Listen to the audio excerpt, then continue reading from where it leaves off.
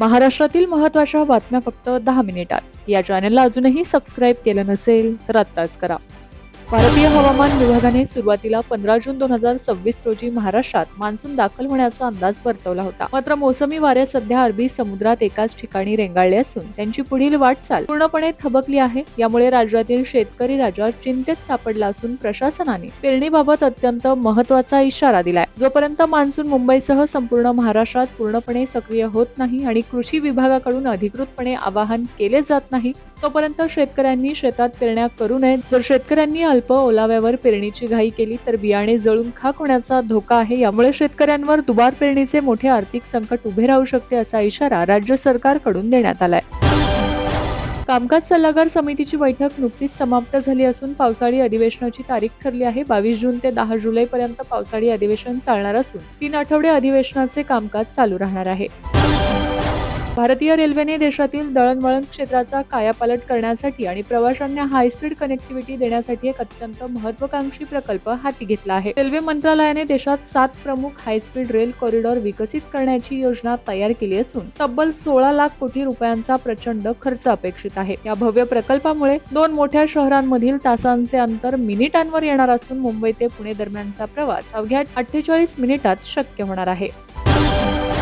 मुंबई विमानतळाला शनिवारी ईमेलद्वारे बॉम्बस्फोटाची धमकी मिळाल्याने एकच खळबळ उडाली होती. या धमकीनंतर बॉम्बशोधक पथकाने विमानतळ परिसर आणि आसपासच्या भागाची तपासणी केली असता ही धमकी बनावट असल्याचं समोर आलं आहे. अमेरिकेचे राष्ट्राध्यक्ष डोनाल्ड ट्रम्प यांनी इराणसोबत शांतता करार झाल्याची घोषणा केली आहे. दोन्ही देशांमध्ये बराच काळ प्रलंबित असलेल्या शांतता करारावर सहमती झाल्याचं ट्रम्प यांनी जाहीर केलंय. राज्यात अद्यापही मान्सूनची प्रतीक्षा कायम असून अल निनोच्या प्रभावामुळे तापमानात वाढ झाली असून नागरिक उकाड्याने हैराण झाले आहेत. हवामान विभागाच्या नव्या अंदाजानुसार मान्सून 20 जून पर्यंत मुंबईसह संपूर्ण महाराष्ट्र व्यापणार असल्याची शक्यता वर्तवली जाते. आज राज्यात उष्णतेच्या लाटेची शक्यता आहे. हवामान विभागाच्या अंदाजानुसार आज कोकण पट्ट्यात उष्ण आणि दमट हवामान कायम राहण्याची शक्यता आहे, तर मध्य महाराष्ट्र, मराठवाडा आणि विदर्भातील काही भागात उष्णतेची लाट जाणवू शकते. पूर्व विदर्भ आणि दक्षिण मध्य महाराष्ट्रात काही ठिकाणी वादळी पावसाची शक्यता असल्याने या ठिकाणी येलो अलर्ट देण्यात आलाय.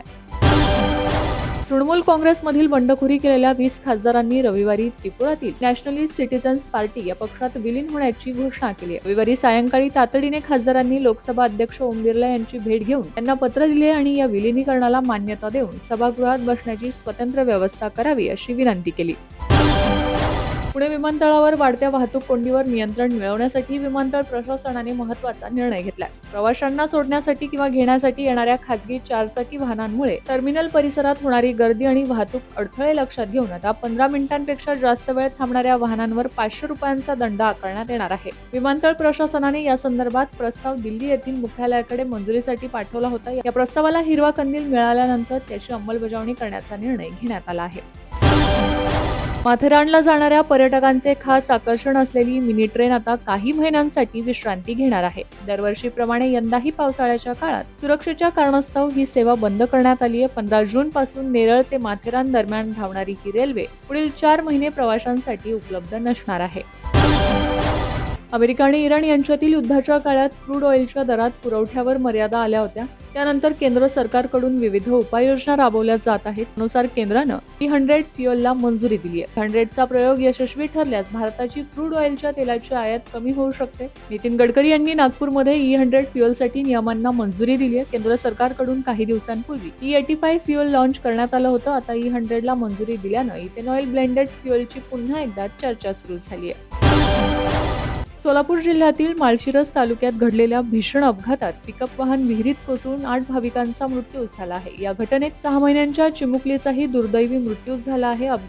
या अपघातात 7 ते 6 जणांना सुखरूप बाहेर काढण्यात आले असून त्यांच्यावर उपचार सुरू आहेत. या घटनेनंतर राज्यभरातून हळहळ व्यक्त केली जाते. या घटनेवर राज्याचे मुख्यमंत्री देवेंद्र फडणवीस यांनी देखील शोक व्यक्त केलाय. तसेच या घटनेतील मृतांच्या वारसांना राज्य सरकारकडून 5 लाख रुपयांची आर्थिक मदत देण्याची घोषणा देखील केली आहे. अन्न व औषध प्रशासन आयुक्त म्हणून पदभार स्वीकारल्यानंतर तुकाराम मुंढे यांनी गुटखा, निकृष्ट अन्न पदार्थ आणि अन्न सुरक्षेबाबत धडक कारवाया सुरू केल्या आहेत. आता त्यांनी रुग्णालयांमधील औषध विक्रीतील मनमानीवरही कठोर भूमिका घेत सर्वसामान्य रुग्णांना मोठा दिलासा दिलाय. एफडीएने जारी केलेल्या नव्या निर्देशांनुसार कोणत्याही रुग्णाला रुग्णालयाशी संलग्न असलेल्या मेडिकलमधूनच औषधे खरेदी करण्याची सक्ती करता येणार नाही. रुग्णांना त्यांच्या पसंतीच्या कोणत्याही परवानाधारक औषध विक्रेत्याकडून औषध खरेदी करण्याचा पूर्ण अधिकार असल्याचे प्रशासनाने स्पष्ट केले आहे.